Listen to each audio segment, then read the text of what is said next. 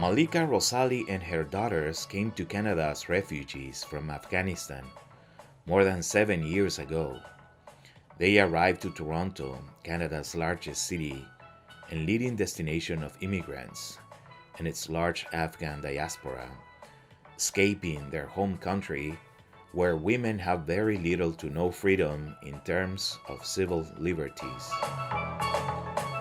Malika resettled in Regent Park, a neighborhood where Muslim women feel safe and culturally inclusive in a healthy and sustainable community that shares their faith. Malika and her family are now safe and grateful to be residents of Regent Park. She is also proud of being an active member of Mothers of Peace and the Regent Park Catering Collective, showing her culinary talent when she cooks traditional Afghan food to residents of the community during the popular Regent Park Cultural Bazaar and Taste of Regent Park that take place every year to celebrate the vibrancy of Regent Park neighborhood. My name is Malika. I'm from Afghanistan. I make this one we call bulani. This is street food from Afghanistan.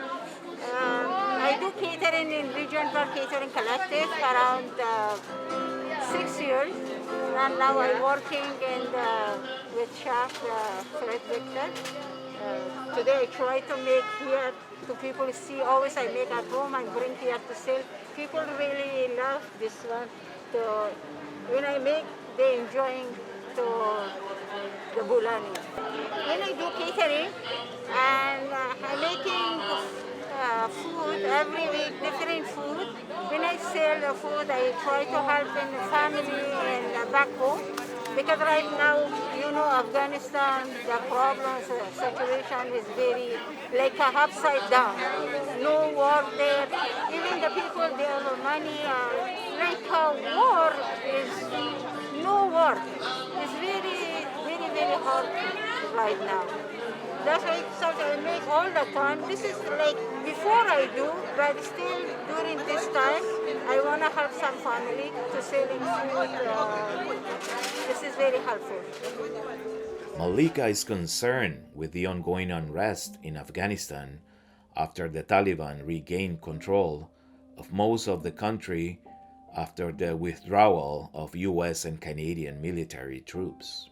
Our commitment to the people of Afghanistan, including women and girls and the LGBTQ2 communities, remains unwavering.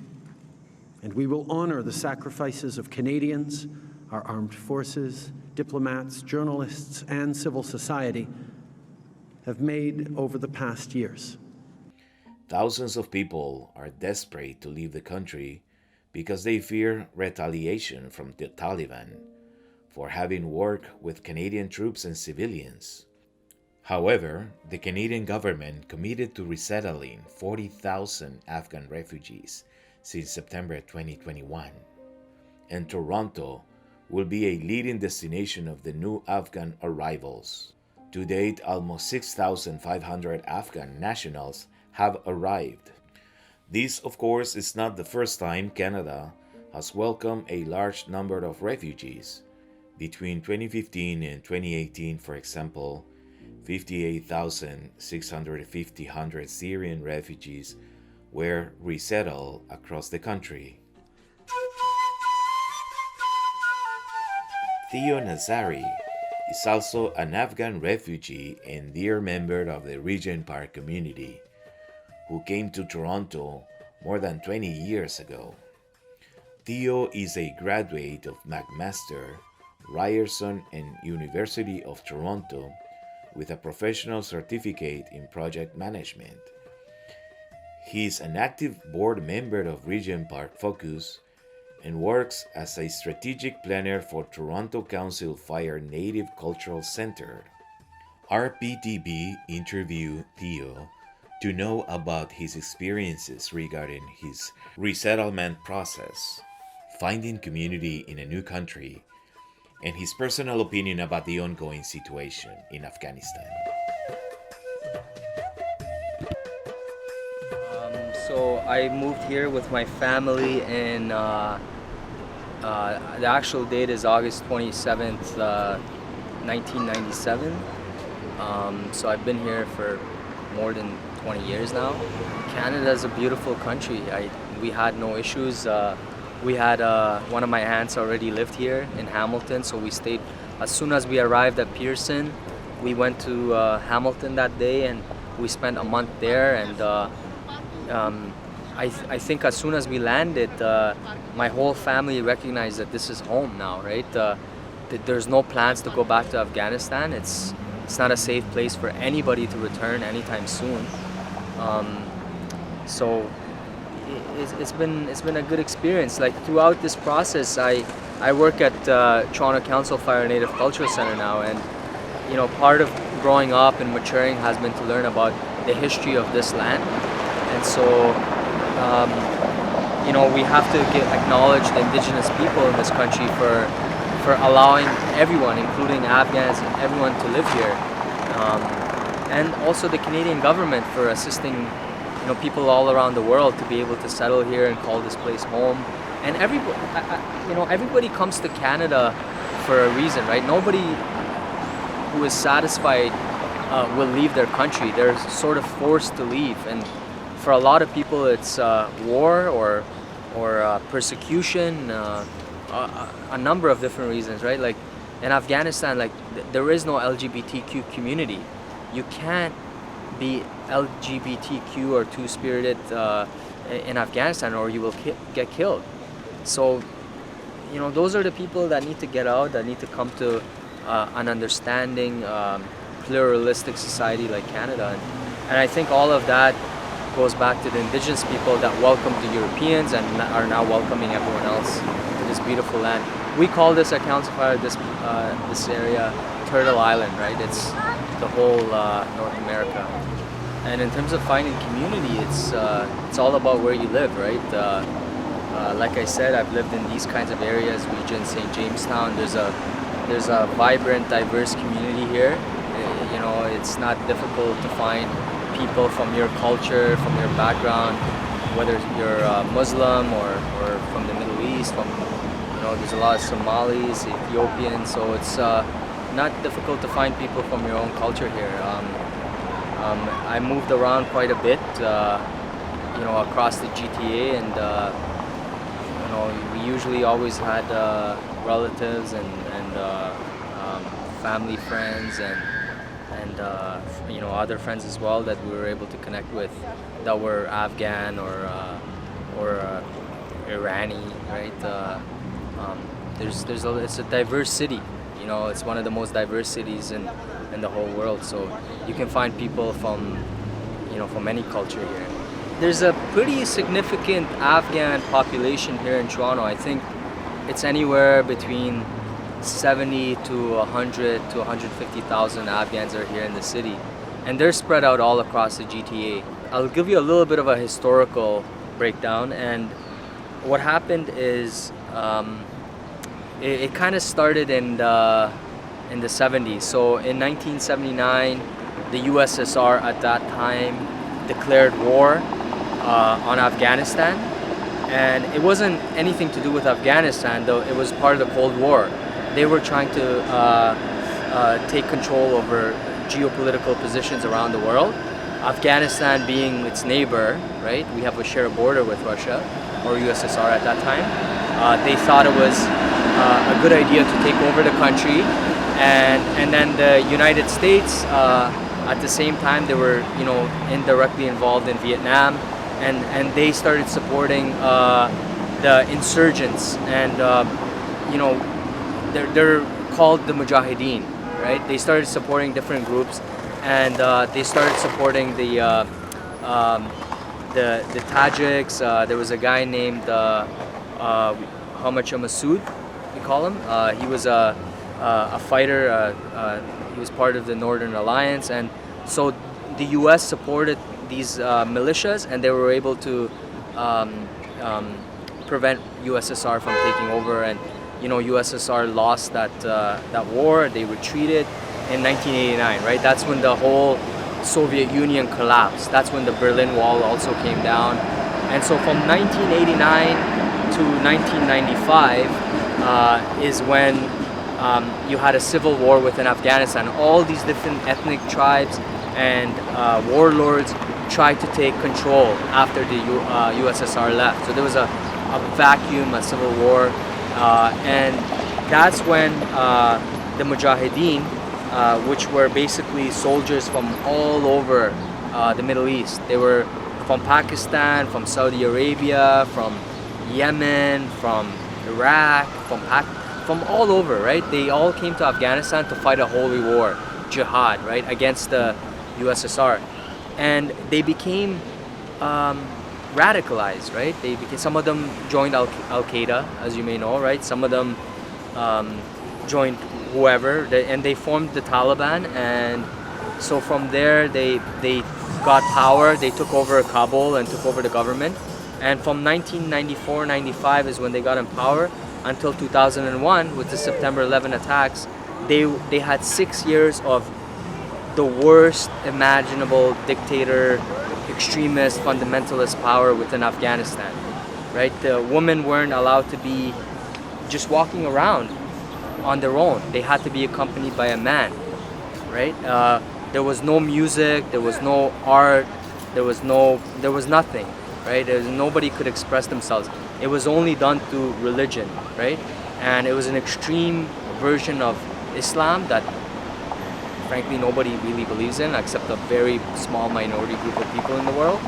And you know, the Afghans suffered. It was the dark ages of Afghanistan. 2001, September 11 happened. The US led a coalition invasion through Afghanistan, got rid of the Taliban, and you know, tried to build a society. People were out there celebrating, right, that they were finally able to express themselves. Women started going back to school. They started, you know, getting their jobs back. Things were good for a while, and things didn't really work out for the US. And so as a result, you know, we have the current situation where the Trump government made a deal with the Taliban because it was costing them a lot of money, I guess. And so they left Afghanistan. They withdrew, and now the Taliban is basically back.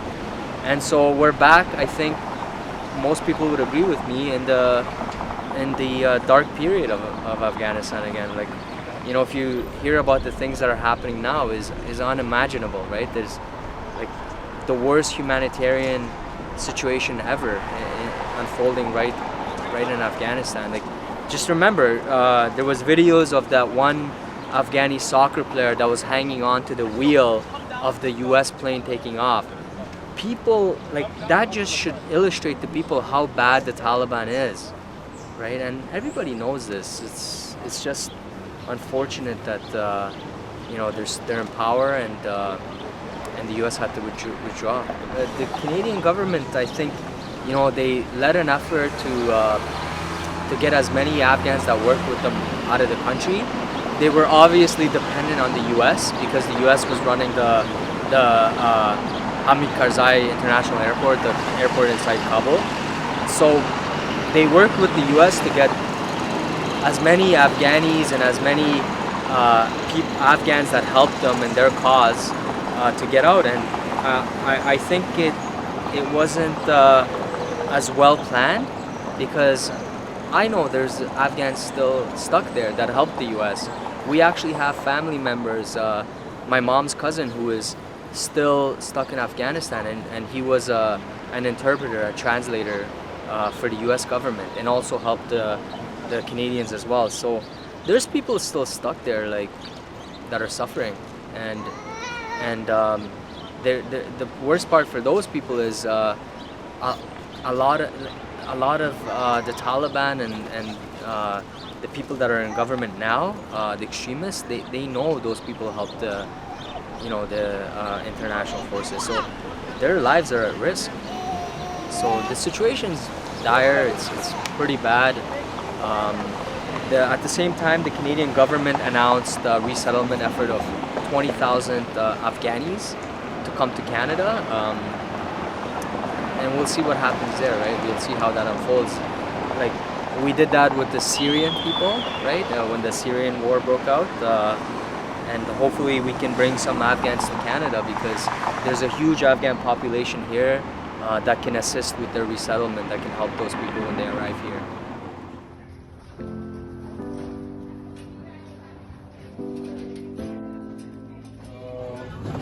We're just unpacking. Look at some of these toys. Barbie.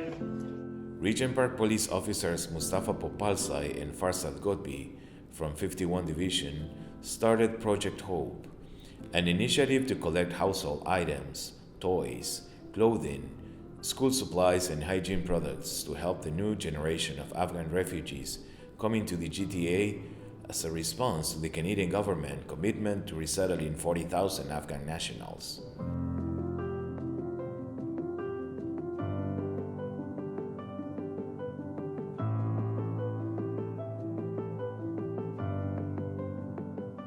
The neighborhood community officers Popalzai and Ghotbi came to Canada as refugees themselves from Afghanistan and Iran. Both know by their personal experiences the challenges that refugees face in their journey of resettling in a big city like Toronto. Here is what they have to say. We are happy to be neighborhood officers working in Regent Park, and we have a really strong connection with the community members and the agencies here in Regent Park.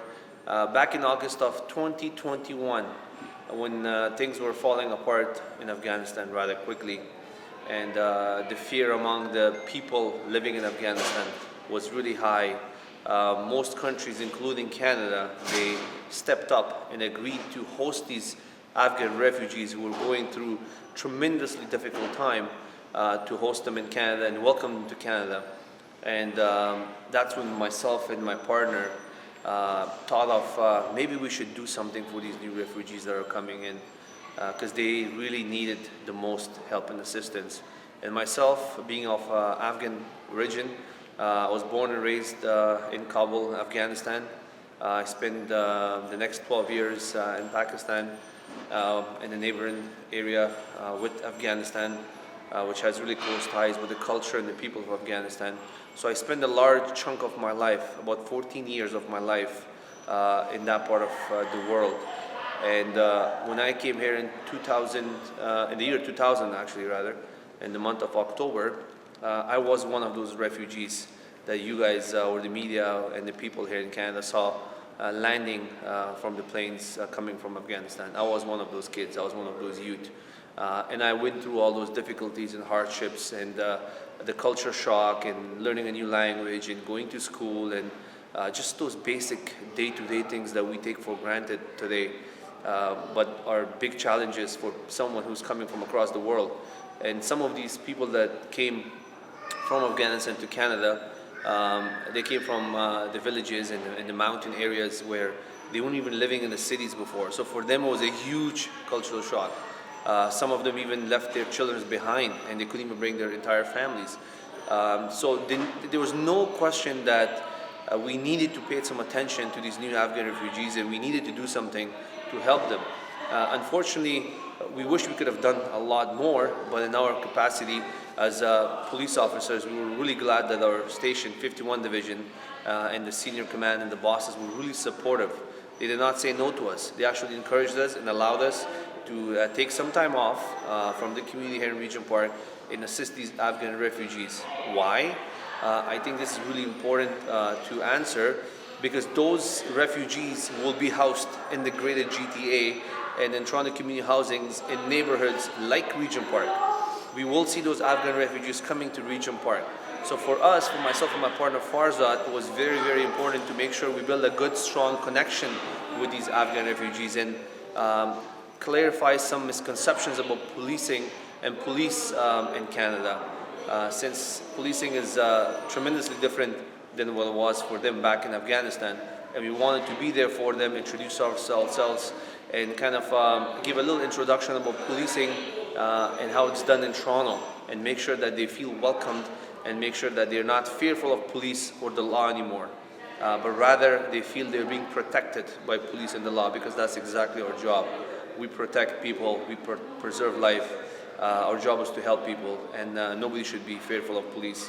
and we should have strong, good relationships. So back in August, we started a project called Project Hope. And the meaning is very significant here, and I would like to talk about it a bit. All these Afghan refugees, including myself, when I came as a refugee in 2000, about 21 and a half years ago, we all came with something in common, and that was hope. We hoped for a better life.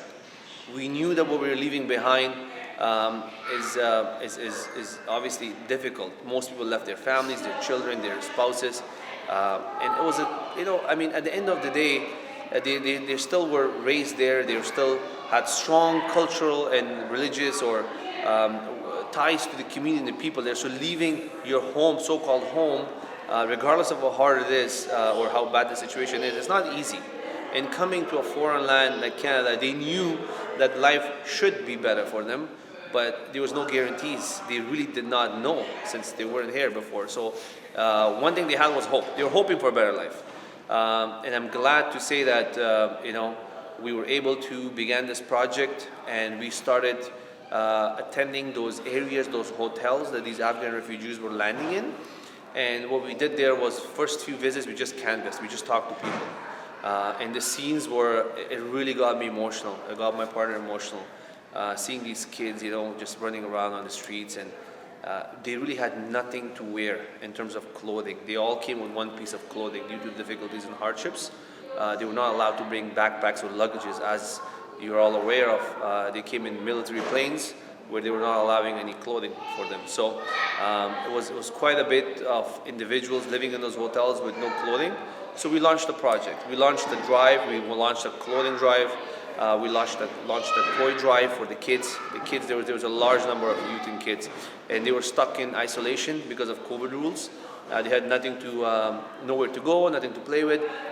We started a large drive collecting toys and books and shoes and clothing for them, as most of them hadn't changed in almost a week or 10 days. And successfully, we were able to deliver a large amount of goods to the Afghan refugees. We continued these projects, we continued these drives all the way till now. And even right now, we'll have another project going on. I'll let my partner speak about that more. But we were able to collect a large amount of items. So far, we have collected about $250,000, over $250,000 worth of goods and supplies that we're able to take to the Afghan refugees. I mean, our message is clear. We can all help, and we all did help. The majority of the people that were informed of this opportunity to assist the refugees, they were really, they accepted it gladly, and they helped us out. I'll let my partner speak about some of the sponsors, some of the people in the community that helped us out, and I'll let him elaborate on that. Yes, so with this Project Hope, we knew that we need to reach out to people to see that we can get our partners, our supporters, people from the neighborhood, see what we can do to raise awareness and bring this Project Hope into the success that it is today. So we used our social media platform, and we invited people to donate, and lo and behold, they did donate, and everyone came together, and we did raise approximately $250,000 worth of products that we were able to deliver to the Afghan refugees. For example, some of those donors, the main donors were actually our social media supporters, which they did most of the legwork, and that actually caused a ripple effect to some of the bigger organizations, such as Humanity, such as Starbucks, such as Canadian Tire, such as Marshall, and so on and so forth. And we had private donors, and it also it took another turn as well.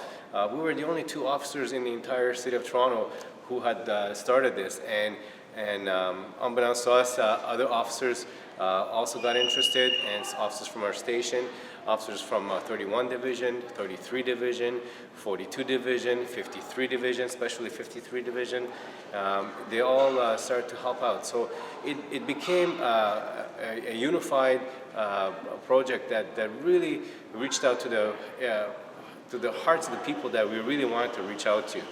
And I just want to also say this too, like, I myself, this is very near and dear to our hearts, because I myself am a refugee myself. I came from Iran, which is borders from Afghanistan. We're a brother-sister country, and I came from a war-torn country. So when I came here, I had to actually teach my parents about how things are being done here. Imagine a 12, 13-year-old boy who's trying to teach his parents how to get around. So we understand what it takes, and working in Regent Park, doing the community neighborhood policing, it really allowed us to be able to expand our horizon and use our expertise that we've learned from the great people in Regent Park and apply it to this Project Hope and reach out even further and bring in and welcome these new Canadians, because they are really our new Canadians, into this beautiful country that we have. And continuing on, we currently have a drive collecting school supplies for children. This time we wanted to focus on children, because in the past few drives we have successfully delivered 14 rounds of different deliveries of hundreds of pieces of clothing and toys and things like that. But this one we wanted to make it more in terms of encouraging the youth and the children to education, and make sure that they continue their interest with their schooling. As you know, most of these youth and kids did not have an opportunity to go to school in Afghanistan due to poverty, due to lack of opportunity. But now they are in Canada. We're so glad that they are here and they can advance their careers or lives educating themselves. So we're collecting school supplies, backpacks, iPads, things like that, anything, strollers for children, things like that, just to focus on giving back to the youth and the kids, because we believe those kids and those youth will be our future, are our future, and we cannot deny the fact that we need to give them a ton of attention now, or else we're going to be paying the price in the future. And that's what we truly believe. So for us, the whole goal was to make sure that we give our time to these refugees now and invest that time now, and we don't want this opportunity to be a missed opportunity, because if we have to backpedal years from now, it's going to cost us a lot more resources. It's going to cost us a lot more money, even if it came to that, to take things back and fix things later in the future. So for us, the best thing is to introduce ourselves with them now. And so one thing we did was to launch information sessions.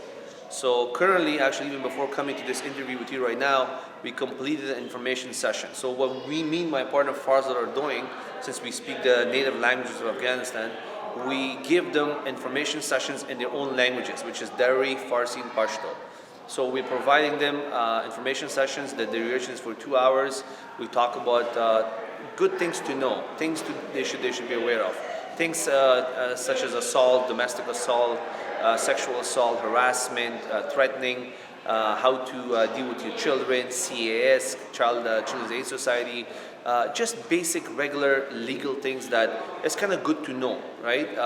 I mean, I've been to so many houses, so many calls where refugees come in from other countries, even from outside Afghanistan, and the law's foreign to them. They don't know what the law is really all about here in Canada, and sometimes it's not even intentional. They do something that to them is not even criminal, but it is in Canada. So we just wanted to educate them about their rights, about the legal system in Canada, what should they do if they ever get charged, introduced getting a legal aid lawyer or duty counsel, so things like that as well, how to call police, Crime Stoppers, things that they will need as they go on. And the feedback has been phenomenal. They're so happy, they're so glad. They're messaging us on our work phones, they're following us on social media. We just filmed a 3-episode ride-along in Regent Park not too long ago, and where myself and Farzad, were escorted by an Afghan channel who filmed us while interacting with the community members. So we have 3 of those episodes on YouTube as well. We send the links to that just so they can see what exactly we do on a day-to-day basis, just so they can get a little understanding of our job and our roles as neighborhood community officers. So it's not over. The project was not just about doing a little run during Christmas and then just letting it go. For us, it's really close to our hearts. We see the difference that it makes in the lives of all these individuals. We see the difference it makes in their families, in their children, and we see that's really effective. So the project has 2 segments. One is the actual physical items that we donate or we collect as donation, and we pass it on to them. And the second segment is mentorship, is giving them information, is providing them with these seminars, so they're well educated and they're well familiar with the Canadian law and the government and the court system and things like that. So for us, it's not just all about just collecting donations, but we want to make sure that they understand their rights, the laws in Canada, and if they have any other questions that maybe minor to me and you, but they're significant for them, they can message us and contact us, just so they could have that sense of feeling of, hey, police is not that big image of somebody that we only call when there's something wrong, right? I mean, that's what people think. Oh, we call police, something must be wrong. But we don't want that image to be in the minds of these Afghan refugees. We want them to feel comfortable asking for help. We want them to feel comfortable talking to us. We're just humans like them. We're all the same. We wear this uniform, but outside of this uniform, we're all the same. In fact, I was one of those people. So that makes them feel comfortable. And quite honestly, the feedback has been really, really positive, and I'm so glad that we were able to reach this. So then the one message that we have learned from being in Regent Park and being a neighborhood police officers is that service to humanity is actually service to God. So if we truly believe in that, you believe in this project and you believe in helping people out there. And that's the message that we want to bring across. And for those who would like to take a look at their work that we've done, we have documented on our Instagram, which is at TPS Neighborhood Watch. You can go there and you can take a look, and we also have the newest poster that we put there for the new drive that we're having right now. So I want to say thank you so much, and keep supporting the cause, and like I said, service to humanity is service to God. And one last thing I would like to say is, as we all know, Regent Park is a vibrant community of all different communities, in fact, and all kinds of people live in this beautiful neighborhood that we have here in Regent Park. So I just want to extend my thanks to the residents of Regent Park. They will be receiving new Afghan refugees who will be there, possibly their neighbors, their schoolmates, their colleagues at work, and we just want to do our best to welcome them, which I'm sure they will, and they do, because most of the people living here are from a different background, or were refugees and immigrants at one point. And I'm sure they understand the importance of that. So we just would like to prepare ourselves here in Regent Park to welcome all these refugees as they leave their hotels and they're welcomed into the neighborhoods such as Regent Park. And we should all try our best, our absolute best, to see that we can make it easy and comfortable for them to settle in here in Regent Park.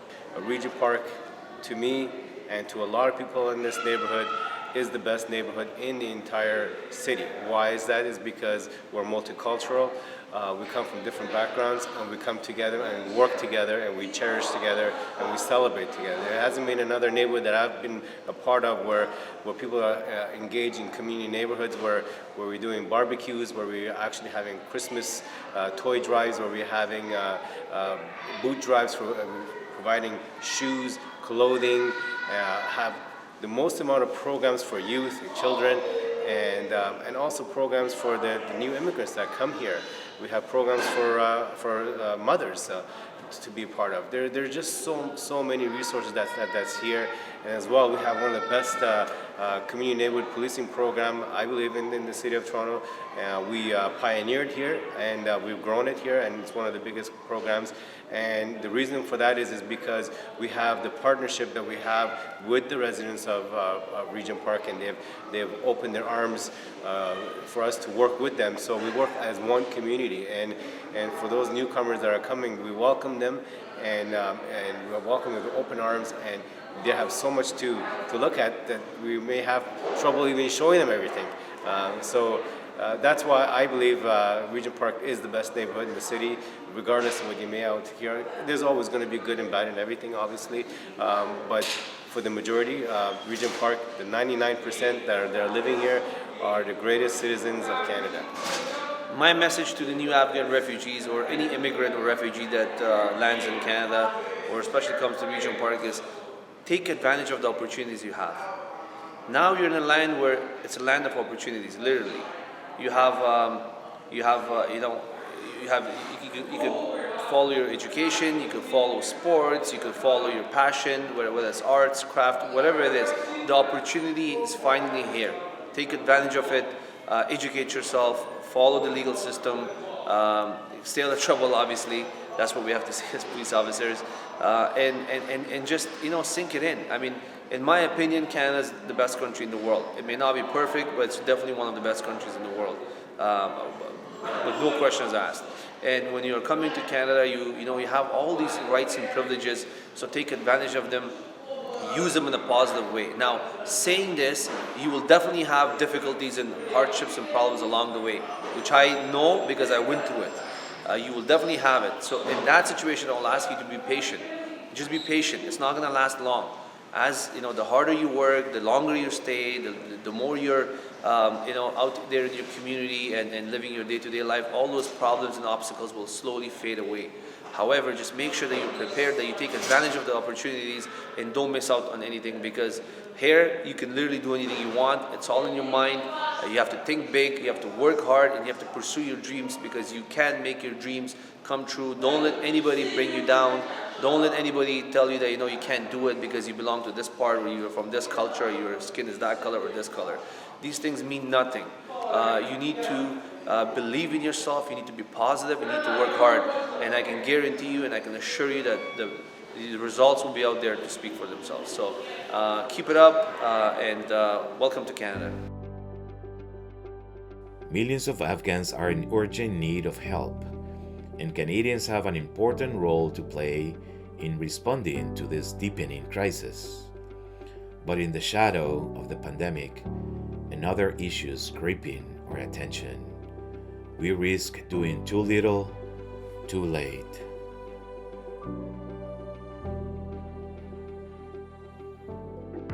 Don't forget to like, comment, share, and subscribe to our YouTube channel, and check out all of our social media platforms. For more information, check out our website.